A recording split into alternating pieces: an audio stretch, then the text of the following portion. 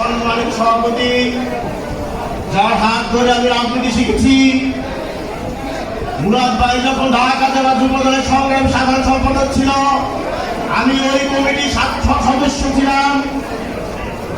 আজকে আমি অনেক আনন্দিত যে আমরা মুরাদ ভাইকে কাছে পেয়েছি।